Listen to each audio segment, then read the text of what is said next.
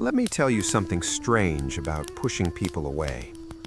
We live in a world that celebrates connection, vulnerability, open communication.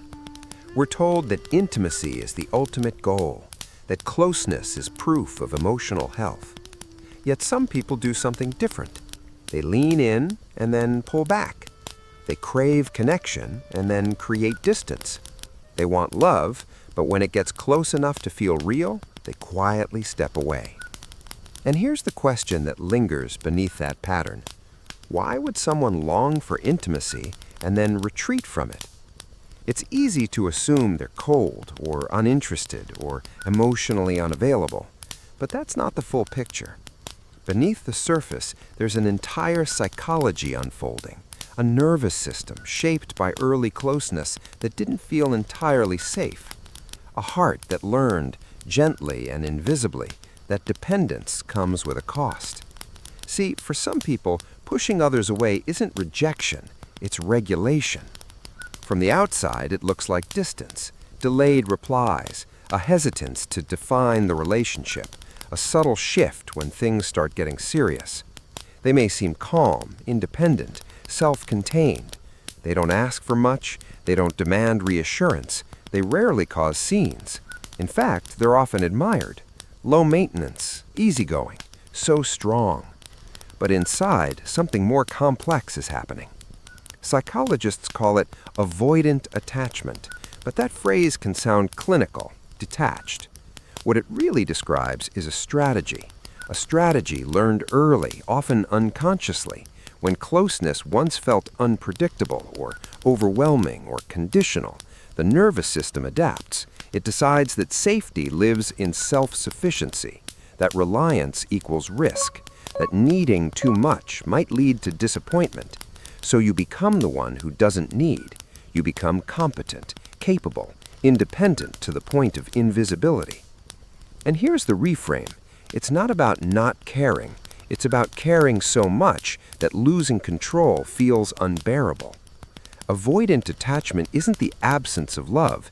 It's the fear of what love might demand. In daily life, this pattern can look subtle. You enjoy someone's company deeply. You feel the warmth of connection. And then, almost without noticing, you begin scanning for exits.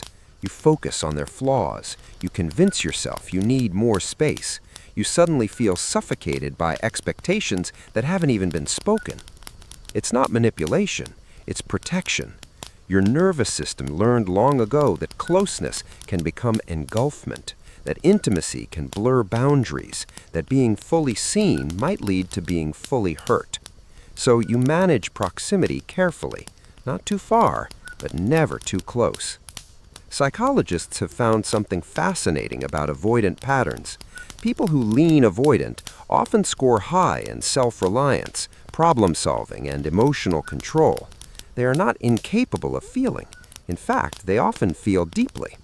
But they've become experts at deactivating attachment needs. In other words, when desire for closeness rises, the mind steps in and lowers the volume. It's not that serious. I don't need this. I'm better on my own. It's not denial. It's adaptation. And maybe that's the first layer of truth. Pushing people away isn't cruelty. It's a nervous system trying to stay balanced. For some, this pattern began in subtle ways. A caregiver who loved but inconsistently, affection that felt conditional, emotions that were met with discomfort or dismissal. You learn something without anyone saying it out loud. Needing too much makes people leave. Feeling too deeply makes people withdraw.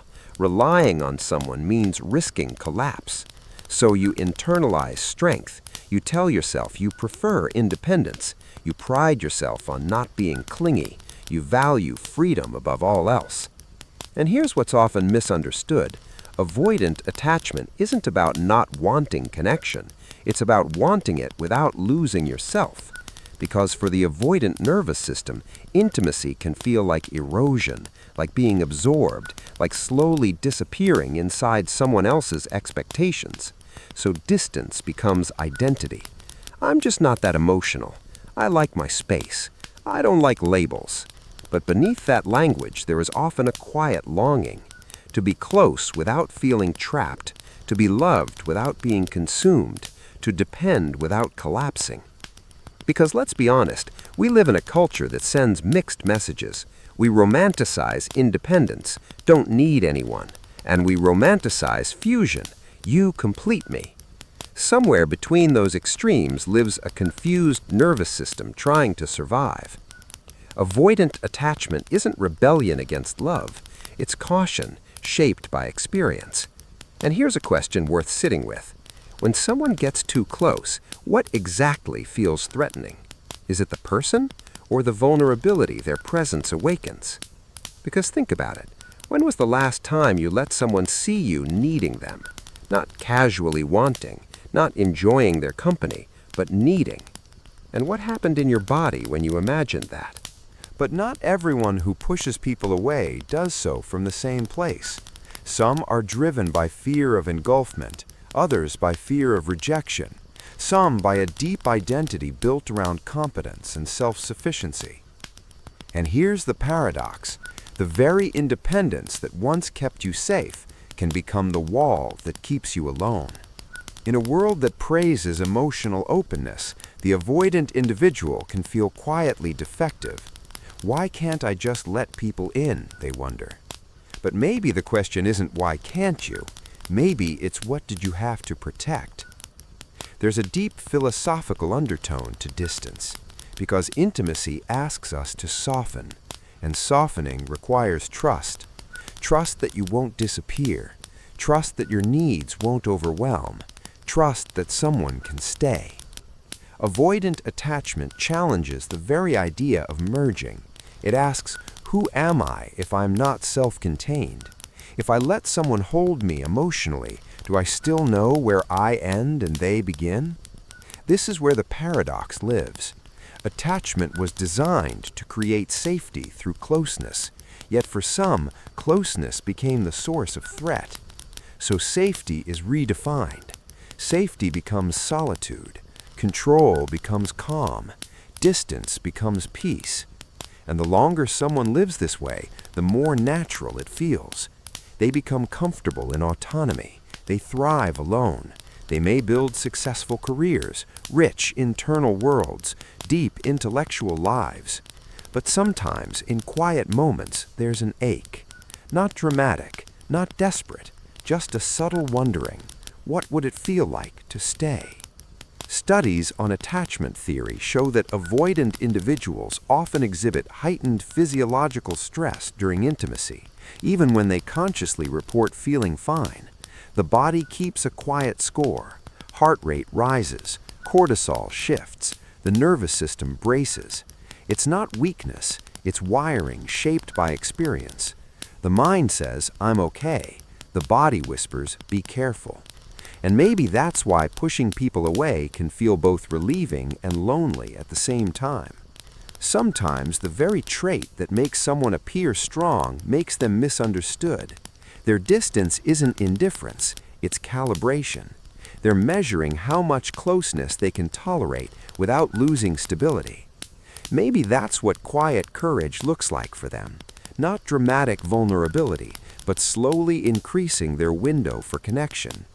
Maybe real confidence isn't total independence.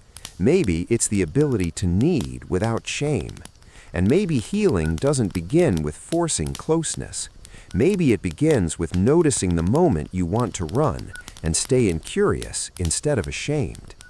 There's something sacred about that pause, the pause between impulse and action, between fear and withdrawal, between I need space and I'm scared.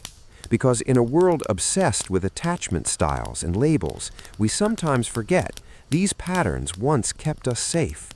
Avoidant attachment isn't a flaw, it's a story your nervous system tells about love. So the next time you notice yourself pulling away just as things feel warm, pause. Not to judge, not to force yourself closer, just to wonder, is this distance protection or habit? And maybe, just maybe, pushing people away isn't proof that you're incapable of love. Maybe it's evidence that love once felt unsafe. In the end, avoidant attachment isn't about rejecting others, it's about protecting the self, and protection, at its core, is a form of care. The question is no longer why you push people away.